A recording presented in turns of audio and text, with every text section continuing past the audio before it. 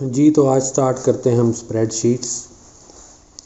जो latest book है उसमें चैप्टर 17 होगा, इसमें चैप्टर 18 है। कंटेंट सेम है। तो स्प्रेडशीट जो है वो ACCA में बहुत सारे एग्ज़ाम में जो आपके आगे आएंगे उनमें स्प्रेडशीट यूज़ होगी और आपने स्प्रेडशीट पे ही क्वेश्चंस को सॉल्व करना है। और प्रैक्टिकली भी जब आप जॉब पे जाएंगे तो वहाँ पे भी आपने बहुत सारे काम ऐसे हैं जो स्प्रेडशीट पे यानी माइक्रोसॉफ्ट एक्सेल पे करने हैं। तो उसके लिए स्प्रेडशीट का जानना ज़रूरी है, स्प्रेडशीट को समझना ज़रूरी है। प्रैक्टिकल लाइफ में किसी भी अकाउंटेंट के लिए स्प्रेडशीट बहुत अहम है। तो यहाँ पे बेसिक ऑपरेशंस उसके जो हैं वो बताए गए हैं और वही सिलेबस में है और उन्हीं से रिलेटेड क्वेश्चंस आएंगे। तो इसमें अगर आप चीज़ों को एनालाइज करेंगे तो आपको पता चलेगा कि ये स्प्रेडशीट जो है, ये एक्सेल, ये कोई इतना ज़्यादा मुश्किल नहीं है। अगर इस लेवल पे आप उसको अच्छे तरीके से समझ लेंगे तो बाद में आने वाले जो एग्ज़ाम हैं जिनमें आपने MTQs जितने भी करने होंगे या लॉन्ग क्वेश्चन आपने एक्सेल में ही करके दिखाने हैं, क्योंकि अब मैनुअल पेपर नहीं होता, सारे पेपर आपके कंप्यूटर बेस्ड हो गए हैं। तो अगर आप इस लेवल पे स्प्रेडशीट को अच्छे तरीके से समझ लेंगे तो फॉर्मूला को स्प्रेडशीट में अप्लाई करके किसी भी क्वेश्चन को सॉल्व करना कोई इतना मुश्किल नहीं रहता। स्प्रेडशीट कोई इतनी मुश्किल चीज़ है भी नहीं है। इसको अंडरस्टैंड करने के लिए आप थोड़ी सी तवज्जो देंगे तो ये बड़े आराम से आपको समझ आ जाएगी। तो स्टार्ट करते हैं हम। सबसे पहले तो उसने इंट्रोडक्शन दे दी है कि हम डाटा को मैनिपुलेट करने के लिए बेसिकली जो बजट्स वगैरह बनाते हैं ना, तो जिस तरह फ्लेक्सिबल बजट बनता है तो हमने एक टाइम पे एक से ज़्यादा एक्टिविटीज़ का बजट बनाना है, तो उसके लिए सबसे बेहतर तरीका ये है कि हम बजट को स्प्रेडशीट में बनाएं। और एक्सेल, माइक्रोसॉफ्ट एक्सेल उसकी एक एग्जांपल है, उसी को ज़्यादातर हम यूज़ करते हैं, तो उसमें हम उसको बनाएं। अब एक्सेल का जनरल स्ट्रक्चर तो वही है, वो आपको पता है कि ये ऊपर से नीचे की तरफ आएंगे तो ये कॉलम कहलाएगा। कॉलम A है, B है, C, D, E, F, ये ऑनवर्ड चलते रहते हैं। जबकि लेफ़्ट टू राइट ये वाली अगर आप देखें तो इनको हम रोज़ कहते हैं। रो के नंबर्स 1, 2, 3, 4, 5, 6, 7 ये इसी तरीके से चलते रहेंगे।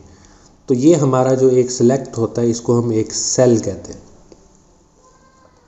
तो सेल का एक नाम होता है, जैसे ये सेल कॉलम B में है और रो नंबर 3 में है तो इसको B3 कहेंगे, जैसे कि यहाँ उसने B3 लिखा भी हुआ है।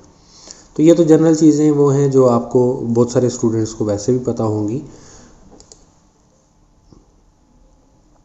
तो spreadsheet being able to input formula to enable calculation, तो इसमें हमारा ज़्यादातर जो इस्तेमाल है वो फार्मूला का है और फार्मूला को कैसे यूज़ करते हैं वो हम सीखेंगे। कुछ हम डाटा पुट कर लेते हैं, जैसे ये कॉलम A है, इसमें हम कुछ डाटा अपनी तरफ से पुट कर लेते हैं, जैसे 120, 130, 152, 440, मतलब इस तरह का मुख्तलिफ डाटा हम अपने पास से रैंडमली कोई भी एंटर कर लेते हैं ताकि हमारे पास कैलकुलेशन करने का कुछ ना कुछ डाटा अवेलेबल हो। अब यहाँ पे वो कहता है कि जब आप एक्सेल में या स्प्रेडशीट में फार्मूला एंटर करेंगे तो सबसे पहले आपने उसकी टेक्निक सीखनी है कि फार्मूला में इक्वल का साइन होगा। फॉर एग्ज़ाम्पल, आप कोई भी फार्मूला लगाना चाह रहे हैं तो जिस सेल में फार्मूला लगाना है वो नीचे उसने मेथड बताया, हम यहाँ उसको देख लेते हैं कि सबसे पहले तो आप उस सेल को सिलेक्ट करेंगे। फॉर एग्ज़ाम्पल, ये सेल जो अभी सिलेक्टेड है हमारे पास, ये वाला, ये हमारा सेल है A8। तो A8 सेल में हम फार्मूला लगाना चाहते हैं। तो हम इस फार्मूला को लगाने के हमारे पास दो वेज़ हैं। एक तो ये है कि हम इस सेल को सिलेक्ट करें और इसी में कीबोर्ड पे इक्वल वाला साइन टाइप करें और आगे फार्मूला लिखना शुरू कर दें। फार्मूला जो भी होगा वो आगे हम डिफरेंट फार्मूलाज अभी देखेंगे। दूसरा तरीका ये है कि हम इस सेल को सिलेक्ट करें, इसी को, और ये एक फार्मूला बार बनी हुई है यहाँ पे, यहाँ पे हम फार्मूला लिख सकते हैं इस जगह पे जो ऊपर फार्मूला बार बनी हुई है, और यहाँ पे क्लिक करके हम और इसमें इक्वल का साइन पुट करके आगे फार्मूला लिखेंगे तो आप देखेंगे ये यहाँ पे भी आ रहा है और ये यहाँ पे भी आ रहा है। तो इसमें हमें कोई इस तरह की परेशानी नहीं है कि हमने इसमें सेल में लिखना है या फार्मूला बार में लिखना है। हम जहाँ भी चाहें कि तो हम उसको लिख सकते हैं। अच्छा, तो ये तो उसका बेसिकली सिंपल जो है ना वो तरीकाकार है, वो हमें बता रहा है कि आप किस तरीके से फॉर्मूला को एंटर करेंगे। तो वो चीज़ें बेसिक लेवल की हैं। उसमें अगली चीज़ उसने क्या बोली है कि formula consist of numbers, formula में नंबर्स भी हो सकते हैं। सेल कोऑर्डिनेट्स, सेल कोऑर्डिनेट क्या है, जैसे मैंने अभी आपको बताया कि ये सेल है A1 ये वाला, फिर ये A2, ये फिर A3, A4, तो ये सेल कोऑर्डिनेट्स हैं, सेल के रेफरेंसेस हैं, सेल के नेम्स हैं, सेल कोऑर्डिनेट्स हैं। तो हम नंबर्स भी एंटर कर सकते हैं फार्मूला में और सेल कोऑर्डिनेट्स भी एंटर कर सकते हैं, दोनों हमारे पास ऑप्शंस हैं।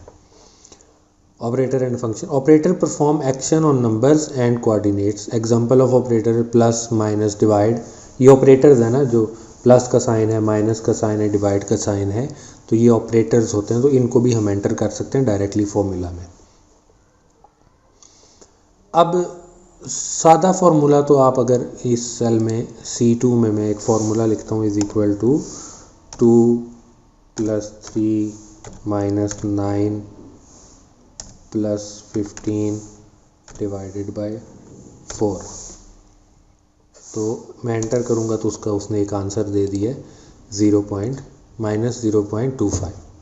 अब उसने जो फार्मूला लगाया है उसमें बॉड मैस रूल यूज़ करेगा। बॉड मैस रूल क्या होता है कि सबसे पहले तो ब्रैकेट्स अगर हैं वो ख़त्म होंगी, उसके बाद डिवीजन होगी, उसके बाद मल्टीप्लिकेशन, फिर एडिशन, सब्ट्रैक्शन। ये पूरा मैथमेटिक्स का रूल है जिसको बॉड मैस रूल कहते हैं। अच्छा, एक हम जैसे एवरेज कैलकुलेट करते हैं ना, हमारे पास 3 फिगर्स हैं 120, पहली 3 ये वाली 120 + 130 + 152, ये 3 फिगर्स हैं। हम चाहते हैं कि इनका एवरेज ले लें। अच्छा, जब आप फार्मूला यूँ लगाएंगे ना, इज इक्वल टू 120 + 130 + 152 और डिवाइड करेंगे इसको 3 से, क्योंकि 3 फिगर का जब हम एवरेज लेंगे तो उसको 3 पे डिवाइड करेंगे। जब आप इस तरह फार्मूला लिखेंगे ना तो आप देखेंगे कि आपका आंसर गलत आएगा, क्योंकि 3 नंबर की एवरेज जो होती है ना वो कभी भी मिनिमम और मैक्सिमम के बाहर नहीं जाती। तो मिनिमम नंबर 120 था, मैक्सिमम नंबर 152 था, लेकिन एवरेज यहाँ पे आ रही है 300। इसका मतलब है हमने फार्मूला सही लगाया नहीं है। तो यहाँ पे हमें ब्रैकेट यूज़ करना पड़ेगी, इज इक्वल टू ब्रैकेट लगाएंगे पहले 120 + 130 + 152, यहाँ पे ब्रैकेट को क्लोज करेंगे। इसका मतलब ये होगा कि पहले ये तीनों फिगर्स को ऐड करेगा और जो आंसर आएगा उसको 3 पे डिवाइड करेगा। एवरेज में हमने यही करना होता है कि पहले तीनों वैल्यूज़ को ऐड करेंगे, जो आंसर आएगा उसको 3 पे डिवाइड करेंगे। अब जब आप एंटर का बटन प्रेस करेंगे तो आप देखेंगे कि उसने एवरेज निकाली है 134, जो कि ठीक है। तो यही बात वो यहाँ पे कर रहा है कि आपने प्रॉपरली ब्रैकेट्स यूज़ करनी है। Use bracket to clarify the correct order of operations, ताकि फार्मूला को या जो आपने ऑपरेशन करने हैं वो उसका एक सीक्वेंस फार्मूला को समझ आ जाए। Perform division and multiplication before addition and subtraction, ये हमें बॉड मैस रूल से पता है कि पहले डिवीजन होती है, मल्टीप्लिकेशन, फिर एडिशन सब्ट्रैक्शन होती है। और अगर हमें एडिशन को डिवीजन या मल्टीप्लिकेशन से पहले करना है तो उसको हम उन जिन नंबर को हम ऐड करना चाहते हैं उनको ब्रैकेट्स में लिखेंगे। और work from left to right if the expression contains only addition and subtraction. अगर ये डिवीजन और मल्टीप्लिकेशन नहीं है तो वो तो प्लस माइनस में से जो भी पहले कर लें उससे कोई फ़र्क नहीं पड़ता। स्टेप क्या है फार्मूला एंटर करने में, मैंने अभी बताया आपको। सबसे पहले तो आप सेल सेलेक्ट करेंगे। जैसे हमने इस सेल में C2 में फार्मूला एंटर किया था तो हमने C2 को पहले सेलेक्ट किया। उसके बाद कहता है कि इक्वल का साइन पुट करें। हमने भी क्या किया, पहले इक्वल का साइन पुट किया। उसके बाद क्या कहता है कि key in the formula directly from the keyboard और use the mouse to select the cell you want in the formula, there are no space in the formula. हमें ये पता है कि फार्मूला में कोई स्पेस नहीं होनी चाहिए। जैसे अगर हम यहाँ पे डिवाइडेड बाय 3 से पहले यहाँ स्पेस दे देंगे और एंटर करेंगे तो बहुत सारे केसेस में ये फार्मूला को गलत करेगा। तो स्पेस होनी नहीं चाहिए लॉजिकली। जो लेटेस्ट वर्जन है उसमें वो काफ़ी सारी स्पेसेस को एक्सेप्ट भी कर लेता है, इसलिए वो ऑटो करेक्ट कर देता है उसको। When you have entered a formula the resulting value appear in the cell, यानी जब हमने फार्मूला एंटर करके और कंप्लीट करके एंटर का बटन प्रेस किया तो हमने देखा कि 134 उसका आंसर आ गया था। तो ये वो उसका आंसर है। अब एक सिंपल उसने बताया कि A6 यानी सेल रेफरेंस दिया उसने, 2 सेल्स को ऐड किया, एक सेल A6 को और उसमें ऐड किया C10 को, दोनों को ऐड करके माइनस किया E25। अब यहाँ पे अगर वो ब्रैकेट ना भी लगाता तब भी उसका फॉर्मूला सही था और उसका आंसर करेक्ट आता, क्योंकि प्लस माइनस में अगर सिर्फ प्लस माइनस हो रहे हों और उसमें मल्टीप्लिकेशन और डिवीजन नहीं है तो उसके लिए हमें किसी तरह की ब्रैकेट्स ना भी यूज़ करें तब भी वो फॉर्मूला हमारा ओके ही है और उसका आंसर ठीक आ जाएगा। लेकिन जब हमारे जो ऑपरेटर्स हैं वो मिक्स है, प्लस माइनस भी है और उसमें एडिशन डिवीजन और मल्टीप्लिकेशन भी है, तो फिर हमें जहाँ पे ज़रूरत होगी, अप्रोप्रिएट होगा, वहाँ ब्रैकेट्स लगाएंगे। एक फॉर्मूला उसने दिया है कि H19 मल्टीप्लाइड बाई A7, तो H19 जो सेल है उसमें जो वैल्यू होगी वो A7 के साथ मल्टीप्लाई करेगा, जो आंसर आएगा उसको 3 पे डिवाइड कर देगा। और एक उसने सम का फॉर्मूला लगाया है L12 रेशो L14। इसका मतलब ये है कि अब हमने 3 वैल्यूज़ को L12, इसके बीच में L13 और L14, 3 सेल्स में, जैसे हमारे पास ये है ना, हम इन तीन सेल्स की वैल्यू ले लेते हैं। हमारे पास सेल है A1, A2 और A3। हम चाहते हैं कि इसको यहाँ पे ऐड कर लें, तो इसका एक तरीका तो ये है कि हम करें is equal to 120 plus 130 plus 152, यानी देख के वैल्यूज़ लिख लें और एंटर करें तो ये आंसर 402 आ गया, जो कि सही है। मतलब इसमें हमें कोई डाउट नहीं है कि ये सही है। लेकिन इसका एक मेथड और भी है, थोड़ा इसको जूम इन कर लेते हैं। इसका एक मेथड ये भी है, हम इसको अगर ख़त्म कर दें, डिलीट का बटन प्रेस करेंगे वो सब कुछ ख़त्म हो जाएगा वहाँ से। एक मेथड ये भी है कि हम यहाँ पे लगाएं इज़ इक्वल टू, क्योंकि फार्मूला जो भी होगा वो इज़ इक्वल टू से शुरू होगा। अब ये जो वैल्यू है ना 120, ये सेल A1 में लिखी हुई है। हम इज़ इक्वल टू का साइन प्रेस करके यहाँ पे क्लिक करेंगे ना, लेफ़्ट क्लिक, तो वो A1 लिख देगा कि इज़ इक्वल टू A1, यानी A1 में जो वैल्यू है वो उसी को लेगा वहाँ से। प्लस का साइन प्रेस किया, फिर हमने A2 पे क्लिक किया, फिर प्लस का साइन प्रेस किया, फिर A3 पे क्लिक किया, तीनों वैल्यूज़ ऐड हो गई, हमने एंटर प्रेस किया तो भी 402 आंसर आ गया हमारे पास। दूसरा तरीका ये है। तीसरा तरीका ये है कि हम वो सम वाला फॉर्मूला लगाएं। अब वो सम वाला फॉर्मूला क्या है, इज़ इक्वल टू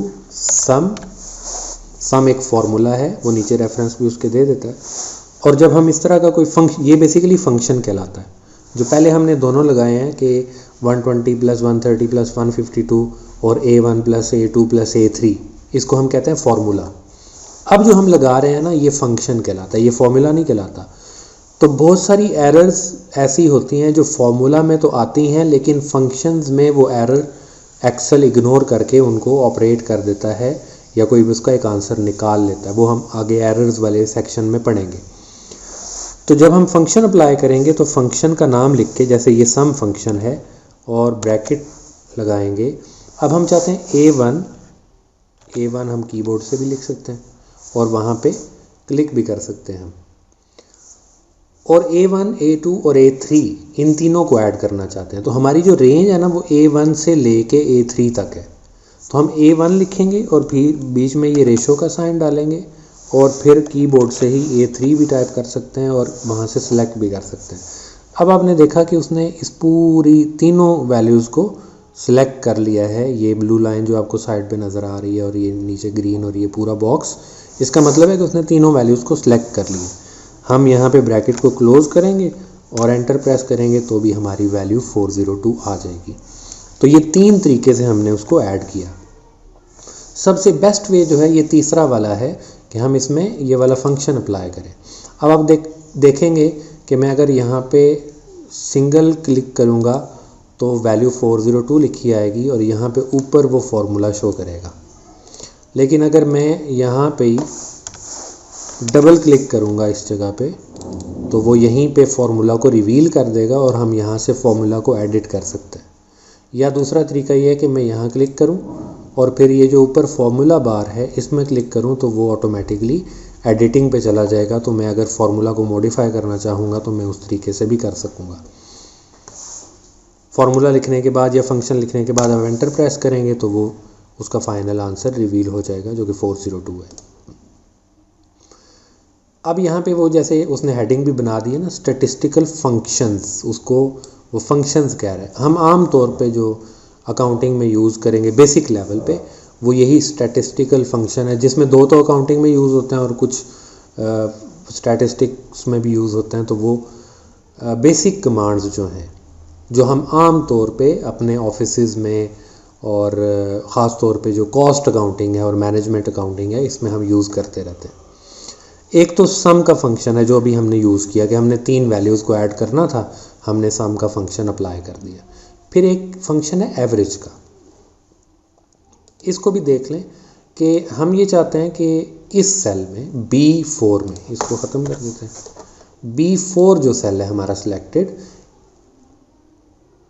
अब ये बात भी आपने देख लें कि ये हमारी आंसर वाला सेल है तो हम इसको कंसिडर नहीं कर रहे। बेसिकली ये तो जो है ना हमारा आंसर है, हम इसको थोड़ा सा इस तरह करके तो फॉर्मेटिंग कर लेते हैं, बॉर्डर्स लगा लेते हैं। तो अब ये बॉर्डर्स लग गए, पहले बॉर्डर नहीं लगे हुए थे, आप प्रिंट देंगे तो ये बॉर्डर नहीं आएगा। जो ये लाइनें आपको लाइट ग्रे कलर में नज़र आ रही हैं ये एक्चुअली बॉर्डर्स नहीं हैं, ये सिर्फ गाइड्स हैं ताकि पता चल जाए कि आपका सेल की लिमिट यहाँ तक है। तो अगर आप इस तरह बॉर्डर्स लगा के प्रिंट करना चाहते हैं तो फिर आपको बॉर्डर अप्लाई करने पड़ेंगे, वो हम फॉर्मेट वाले सेक्शन में आगे पढ़ेंगे इस चैप्टर में। अब हम इस सेल में चाहते हैं कि इन 3 नंबर्स की एवरेज कैलकुलेट हो जाए। हम यहाँ पे फॉर्मूला लगाते हैं = एवरेज, AVG भी लगाते हैं और एवरेज का फॉर्मूला अब पूरा एवरेज भी लिखा जाता है जैसे ये है।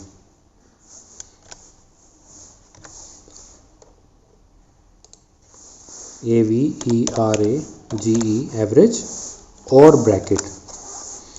अब एक तरीका ये भी है कि जब मैंने = एवरेज और ब्रैकेट लगा दिया तो अब मैं माउस को यहाँ पे लेके जाऊँ और लेफ़्ट क्लिक को प्रेस करूँ और फिर प्रेस रिलीज़ ना करूँ उसको, और इसी तरह नीचे ड्रैग कर लूँ तो वो तीनों सेल्स को सिलेक्ट कर लेगा। अब मैंने लेफ़्ट क्लिक को प्रेस किया हुआ है, उसको रिलीज़ नहीं किया, यहाँ पहुँच के 3rd सेल में मैंने क्लिक को रिलीज़ कर दिया और फिर मैंने ब्रैकेट को कीबोर्ड से क्लोजिंग ब्रैकेट लगा दी और एंटर प्रेस किया तो उसने इन तीनों नंबर्स की एवरेज कैलकुलेट कर दी है जो कि 134 है। अभी आपको याद हो अगर तो हमने जब तीनों नंबर को ऐड करके डिवाइडेड बाय 3 किया था तब भी आंसर 134 आया था। तो उसकी बजाय हम अगर एवरेज का फॉर्मूला लगा लेंगे, फंक्शन अप्लाई कर लेंगे तो भी वो हमारा कैलकुलेट हो जाएगा। तो फंक्शन का फ़ायदा ये होता है कि यहाँ पे तो हमारे पास सिर्फ 3 वैल्यूज़ हैं ना, जब आपके पास सैकड़ों वैल्यूज़ होती हैं प्रैक्टिकल जो डाटा आपके पास होता है तो वहाँ पे फिर आप एक एक वैल्यू को ऐड नहीं कर सकते, ना कीबोर्ड से टाइप कर सकते हैं, तो उसके लिए फंक्शन ही यूज़ होंगे। उसके बाद नेक्स्ट जो उसने दिया है वो है maximum the highest value in the list. तो ये भी हम अप्लाई कर लेते हैं। मैक्सिमम वैल्यू क्या है, ब्रैकेट लगा लेंगे इन तीनों में और ब्रैकेट क्लोज करके एंटर करेंगे तो उसने बता दिया कि इन तीनों में मैक्सिमम 152 है और हमें पता है 152 है। यहाँ पे हम लगाते हैं मिनिमम, तो = मिनिमम कि मिनिमम वैल्यू इन तीनों में क्या है, तो ये एंटर करके तो उसने बता दिया कि मिनिमम वैल्यू 120 है। तो ये 4 फंक्शंस जो उसने बताए हैं वो हमने लगा लिए। सम का फंक्शन यहाँ देखें आप, एवरेज का फंक्शन,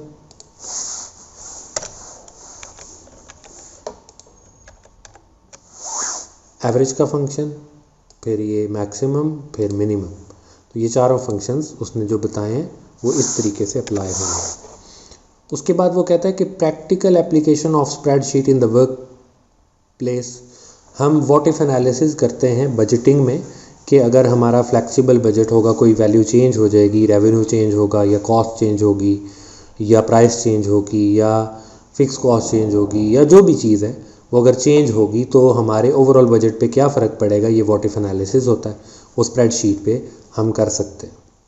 बजटिंग और फोरकास्टिंग में फ्लेक्सिबल बजट और फोरकास्ट बनाई जाती है एक्सेल में।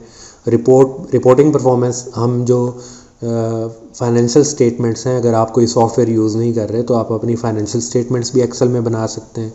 वेरिएंस एनालिसिस किया जा सकता है, कैसे करेंगे वो हम उसको भी प्रैक्टिकली मैं करवाऊँगा। और इन्वेंट्री वैल्यूएशन के लिए भी हम वो जो आपने लाइफो फाइफो वाली सारी टेक्निक है वो आप एक्सेल में बना सकते हैं। तो उसके लिए आपको फार्मूला की सेंस का पता होना चाहिए। कुछ प्रैक्टिकल स्प्रेडशीट का मैं एक सेपरेट भी वो प्लेलिस्ट बनाऊंगा। उस प्लेलिस्ट में आप स्प्रेडशीट के से रिलेटेड जो ACCA में हेल्पफुल चीज़ें हैं, स्प्रेडशीट को आपने कैसे यूज़ करना है, वो आप उस पूरी प्लेलिस्ट में देख सकेंगे। वो कुछ दिन बाद इंशाल्लाह अपलोड हो जाएगी, तो वो आपके लिए काफ़ी हेल्पफुल होगी सारे स्टूडेंट्स के लिए। अच्छा, व्हाट इफ एनालिसिस में कहता है the power of spreadsheet is that the data held in any one cell can be made dependent on that held in other cell by the use of formula. अच्छा, इसमें एक ना छोटी सी example ले लेते हैं हम। वो एग्जांपल हम ये ले लेते हैं कि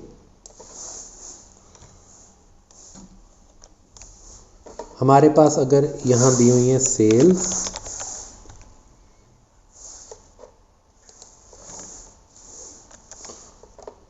यहाँ पे हम लिख लेते हैं यूनिट्स, और फिर उसकी प्राइस, और फिर वैल्यू जो उसकी टोटल आएगी। इसी तरह कॉस्ट ऑफ सेल्स, और ये आ जाएगा ग्रॉस प्रॉफिट। ये तीन चीज़ें हम फिलहाल लेते हैं, और यहाँ पे हम इसको थोड़ा सा देख लेंगे कि सेल्स अगर आपकी 1000 यूनिट्स हुई हैं और उनकी प्राइस आपकी थी 10 पर यूनिट, तो वैल्यू क्या आएगी, हम यहाँ पे फॉर्मूला लगा लेते हैं, इज़ इक्वल टू B2, इस सेल पे क्लिक करें, लेफ़्ट क्लिक, मल्टीप्लाई का साइन, यहाँ पे मल्टीप्लाई का साइन जो होता है एक्सेल में वो स्टैरिक यूज़ होता है, यानी मल्टीप्लाई का साइन आप x की तरह का मल्टीप्लाई का साइन नहीं आएगा, स्टैरिक यूज़ होगा। और फिर हम इसको मल्टीप्लाई करेंगे इसके साथ, इस पे क्लिक करें और एंटर प्रेस करें तो आपकी वैल्यू है 10,000। कॉस्ट ऑफ सेल डेफिनेटली आपकी जो है ना यूनिट्स तो 1000 ही है, तो कॉस्ट ऑफ सेल सपोज कर लेते हैं कि 7.5 पर यूनिट है, तो यहाँ पे जो फॉर्मूला लगेगा इज़ इक्वल टू दिस, और मल्टीप्लाई करेंगे इसको उसकी प्राइस के साथ यानी कॉस्ट के साथ, और एंटर करेंगे तो ये हमारी कॉस्ट ऑफ सेल्स है। ये जो ग्रॉस प्रॉफिट है ना, ग्रॉस प्रॉफिट क्योंकि हमारा आता है sales minus cost of sales, तो यहाँ पे हम एक फॉर्मूला लगा सकते हैं, इज़ इक्वल टू सेल्स की टोटल वैल्यू जो यहाँ दी हुई है, इसमें से माइनस का साइन, और कॉस्ट ऑफ सेल की वैल्यू जो यहाँ दी हुई है, और इसको हम कर देते हैं एंटर। तो ये हमारे पास आ गया ग्रॉस प्रॉफिट। अब व्हाट इफ एनालिसिस क्या है, हम कहते हैं कि अगर प्राइस 10% इंक्रीज़ हो जाए और कॉस्ट 10% डिक्रीज़ हो जाए तो फिर हमारे इस प्रॉफिट पे क्या फ़र्क पड़ेगा। अच्छा, हम यहाँ लिख लेते हैं न्यू प्राइस, न्यू रेट कह लें, क्योंकि इसमें प्राइस भी आ जाएगी और कॉस्ट ऑफ सेल का भी रेट। प्राइस तो 10 थी, कॉस्ट ऑफ सेल 7.5 थी, तो दोनों आ जाएंगे। सिर्फ न्यू की हेडिंग दे लें तो भी ठीक है। अब न्यू क्या है, हमने कहा कि हमारी प्राइस 10% इंक्रीज़ हो गई है। अब यहाँ एक पॉइंट देखें, हमने एक्सेल को कैसे यूज़ करना है, हम यहाँ लिखते हैं इज़ इक्वल टू जो ओरिजिनल प्राइस थी ये वाली, इसमें 10% अगर इंक्रीज़ आ गया ना, तो इसका मतलब ये होगा कि जो नई प्राइस है वो 110% हो गई है। यानी जो ओरिजिनल प्राइस है उसको हम 100% कंसिडर करते हैं, उसमें जितना इंक्रीज़ आएगा या जितना डिक्रीज़ आएगा वो उसमें प्लस माइनस कर लेंगे। तो सेल्स प्राइस क्योंकि 10% इंक्रीज़ हो गई है, तो 100 + 10 वो हो जाएगा 110। तो हमने अगर इस प्राइस को जो कि दी हुई है ये 10, इसको 10% इंक्रीज़ करना है, तो सिंपली हम इस प्राइस को मल्टीप्लाई कर देंगे एक फैक्टर के साथ जो कि होगा 1.1। ये 1.1 क्यों है कि 110% का मतलब होता है 110 डिवाइडेड बाय 100, उसका एक फैक्टर बन जाता है जो कि 1.1 बनता है। तो अगर हम किसी भी वैल्यू को 1.1 से मल्टीप्लाई कर रहे होंगे तो इसका मतलब ये होगा कि वो वैल्यू अब 10% इंक्रीज़ हो रही है। तो जब हम ये करके एंटर करेंगे तो हमारी न्यू प्राइस होगी 11। 10% इंक्रीज़ आ गया। अब आपको पता है कि 10 का 10% आएगा 1 को हम ओरिजिनल प्राइस में ऐड कर लेंगे, वो 11 आ जाएगा। कॉस्ट ऑफ सेल के बारे में हमने ये कहा था कि कॉस्ट ऑफ सेल हमारी 10% डिक्रीज़ हो गई है। इसका मतलब ये हुआ कि जो ओरिजिनल कॉस्ट ऑफ सेल थी ये वाली पर यूनिट, इसको मल्टीप्लाई कर देंगे हम 0.9 के साथ। 10% जब कम हो जाएगी ना, वो 100 में से 10 माइनस करेंगे, वो 90% रह जाएगी, तो वो 0.9 हो जाएगी। अब इसको एंटर कर लेंगे तो इसका मतलब है कॉस्ट पर यूनिट हमारी 6.75 रह गई है। तो इसको अगर न्यू वैल्यू फाइंड कर लें, न्यू वैल्यू क्या आ जाएगी, तो अगर हमारी यूनिट्स उतनी ही सेल हुई है 1000, तो हम यहाँ पे फॉर्मूला लगाएंगे इज़ इक्वल टू 1000 वाले सेल को सिलेक्ट करेंगे, लेफ़्ट क्लिक प्रेस करेंगे, मल्टीप्लाई का साइन स्टेरिक, और अब उसको न्यू प्राइस के साथ मल्टीप्लाई करेंगे और एंटर प्रेस कर देंगे। इसी तरह कॉस्ट वाले में भी फॉर्मूला लगाएंगे is equal to cost of sale भी वो 1000 यूनिट्स है total, multiplied by new cost of sale ये है। और अब आपने यहाँ पे क्या फार्मूला लगा लिया, ये फार्मूला जो D2 माइनस D3।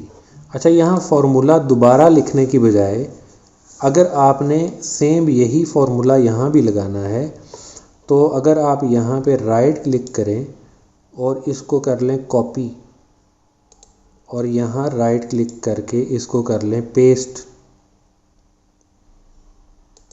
तो आप देखेंगे कि आपका यहाँ पे उसने फार्मूला लगा, यहाँ फार्मूला क्या था D2 माइनस D3, कि ये सेल D2 था, इसमें से D3 माइनस किया। लेकिन जब हमने इस फार्मूला को यहाँ से कॉपी करके यहाँ पेस्ट किया ना, तो एक्सेल ने ऑटोमेटिकली उस फार्मूला की जो रेफरेंस वैल्यूज़ थी उनको F2 माइनस F3 में कन्वर्ट कर दिया। ठीक है, F2 ये यहाँ पे देखें, अगर F2 माइनस F3 उसने खुद ब खुद उसको कन्वर्ट कर दिया। ये इसमें ऑटोमेटिक सिस्टम होता है कि ये रिलेटिव रेफरेंसेस जो होते हैं, वो भी हम पढ़ेंगे, एब्सोल्यूट रेफरेंस और रिलेटिव रेफरेंस, ये फार्मूला खुद ब खुद चेंज कर देता है।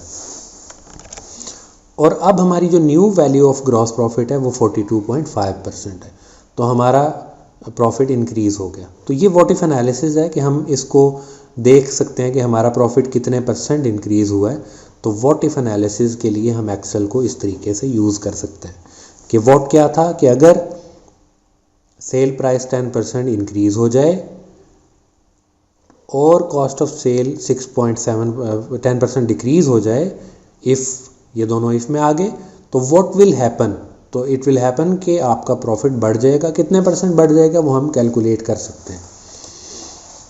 तो ये उसने बता दिया, ये व्हाट इफ एनालिसिस की तीनों बातें आप पढ़ेंगे ना, तो वही बातें हैं, मैंने थोड़ा प्रैक्टिकल करके दिखा दिया आपको। इसी तरीके से वो कहता है बजटिंग और फोरकास्टिंग में भी यूज़ हो सकता है। ये उसने एक बजट की एग्जांपल बना के दी हुई है यहाँ पे। तो अगर ये 1867 का बजट बनाया उसने पहले,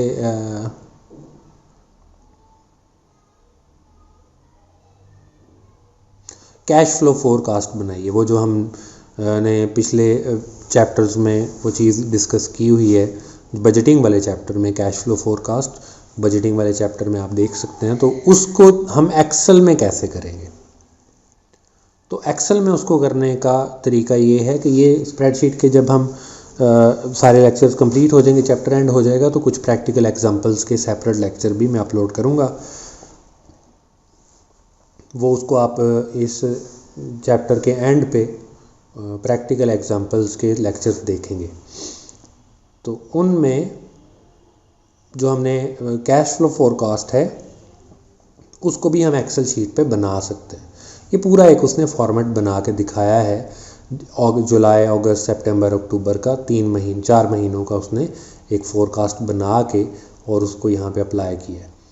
अब बेसिकली वो आपसे ये पूछ रहा है कि आपका जो सेल B14 है, यहाँ जो उसने लिखा है सेल B14, B कहाँ है, B है ये आपका B है, और B में 14 है यहाँ पे। तो जनरल सी बात है कि यहाँ पे उसने एक फार्मूला लगाया होगा जिसमें उसने ये सारी वैल्यूज़ जो टोटल वैल्यूज़ हैं B7 से लेके B13 तक ऐड किए, वो यहाँ उसने लिखा है। इसका मतलब है कि B14 सेल में उसने सारी पेमेंट्स को ऐड किया है, जबकि B4 जो सेल है ये वाला, ये 4 है और ये B के नीचे है, तो B4 सेल में सेल रिसीट है। तो आपकी रिसीट है 1867, टोटल पेमेंट्स है 1972।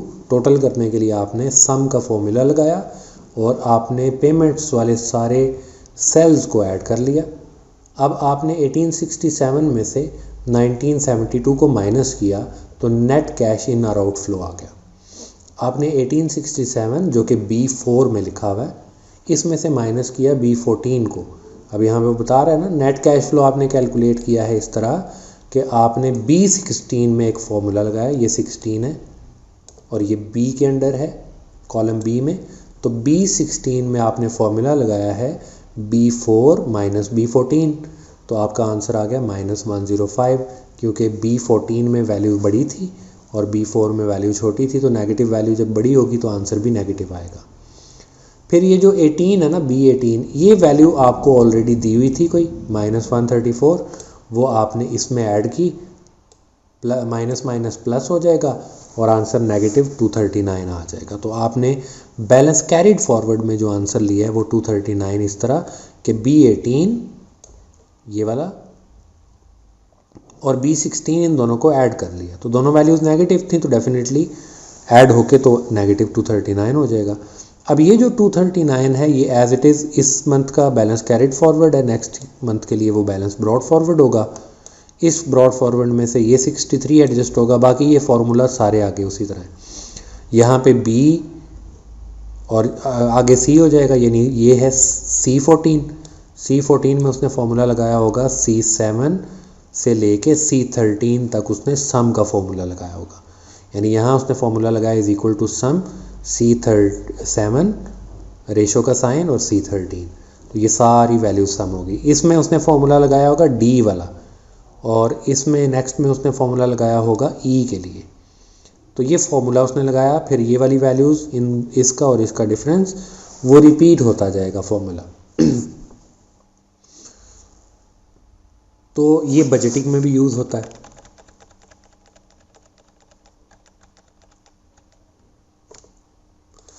नेक्स्ट जो इसका यूज़ है वो रिपोर्टिंग में रेशो एनालिसिस के लिए आप रेशो के फार्मूलाज लगाते हैं। जैसे ये एक स्प्रेडशीट आपको दी हुई है, तो आप डिफरेंट रेशोज़ के फार्मूला लगा के इसमें आप वो भी अप्लाई कर सकते हैं।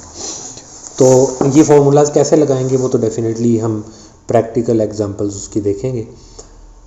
कुछ चीज़ें उसने जनरली बताई हैं कि current and historic ratio click cell C18 press is equal to, तो वो डिफरेंट सी चीज़ें उसने कंपेयर कैसे कर रही हैं वो आपको उसने बता दिया। ये हम प्रैक्टिकली भी इसको करेंगे। और वेरिएंस एनालिसिस, ये बड़ा इंपॉर्टेंट चीज़ है वेरिएंस एनालिसिस, क्योंकि ये आपका F5 का जो टॉपिक होगा वेरिएंस एनालिसिस का, उसमें आपने एक्सेल को ही यूज़ करना है, स्प्रेडशीट को ही यूज़ करना है, तो उसके लिए आपको इसका यूज़ आना चाहिए। कैसे इसको आप यूज़ करेंगे, तो ये बहुत इंपॉर्टेंट है उस लिहाज से। फिर एडवांटेजेस और डिसएडवांटेजेस इसके क्या हैं। Database is designed to store and manipulate large amount of data, ये तो इसका एडवांटेज जनरल है।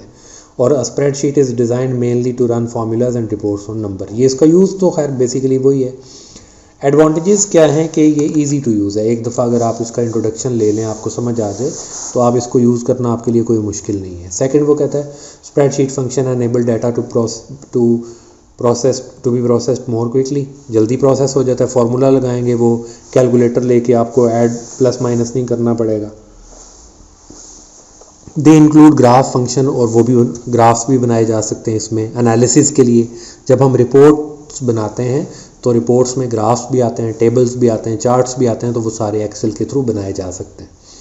Spreadsheets are often easier to read than the written tables, definitely लिखे हुए टेबल से स्प्रेडशीट को पढ़ना ज़्यादा आसान होता है, क्योंकि आप फार्मूला को फॉलो कर सकते हैं। जिस सेल में भी आप क्लिक करेंगे तो आपको पता लग जाएगा यहाँ कौन सा फार्मूला लगा हुआ है, तो आपको समझ आ जाती है कि अच्छा यहाँ ऐड किया है या सब्ट्रैक्ट किया है या मल्टीप्लाई किया है या 10% इंक्रीज़ किया है या 9% डिक्रीज़ किया है। और they should reduce calculation errors, calculator पे ऐड करते हुए गलती हो सकती है, लेकिन अगर आपने स्प्रेडशीट में बेसिक डाटा सही एंटर किया तो कैलकुलेशन में गलती नहीं होती। डिसएडवांटेजेस क्या हैं? Data must be recopied over and over again to maintain it in separate data files. वो कॉपी किया जाता है बार बार। Spreadsheet are not able to identify data input errors, मतलब ह्यूमन एरर जो होती है ना, आपने डाटा एंटर करते हुए गलती कर दी तो एक्सेल उसको खुद आइडेंटिफाई नहीं कर सकता कि आपने गलती की है। Spreadsheets lack detail sorting and querying abilities. इसमें फिर बहुत ज़्यादा सॉर्टिंग नहीं हो सकती अपनी मर्ज़ी की।